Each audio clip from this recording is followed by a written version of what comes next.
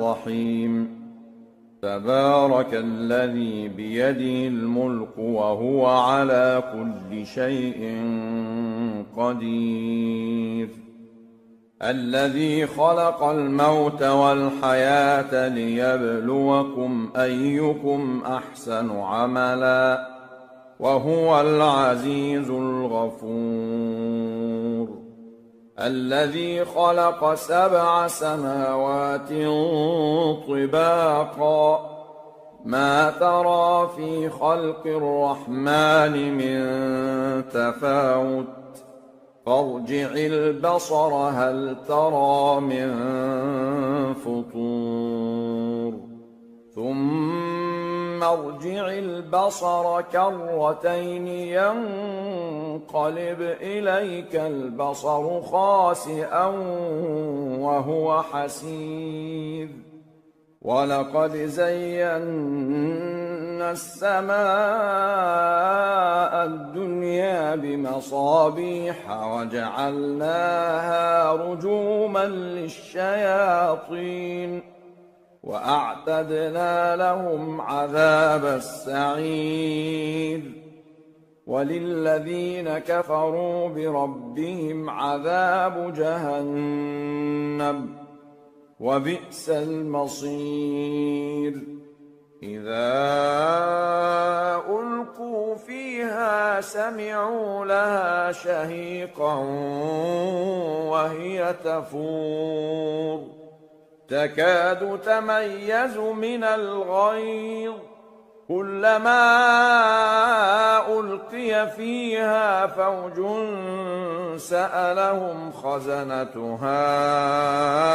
ألم يأتكم نذير قالوا بلى قد جاءنا نذير فكذبنا وقلنا ما نزل الله من شيء إن أنتم إلا في ضلال كبير وقالوا لو كنا نسمع أو نعقل ما كنا في أصحاب السعير فاعترفوا بذنبهم فسحقا لأصحاب السعير إن الذين يخشون ربهم بالغيب لهم مغفرة وأجر كبير وأسروا قولكم أو اجهروا به إنه عليم بذات الصدور ألا يعلم من خلق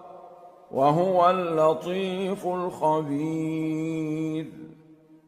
هو الذي جعل لكم الأرض ذلولا فامشوا في مناكبها وكلوا من رزقه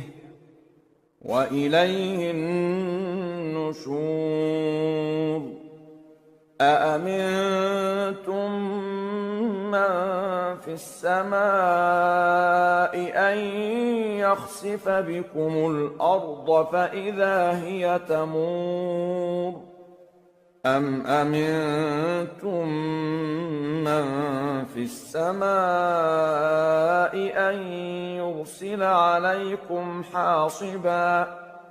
فستعلمون كيف نذير ولقد كذب الذين من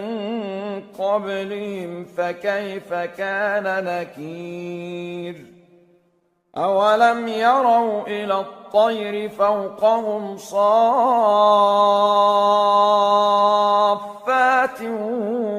ويقبضن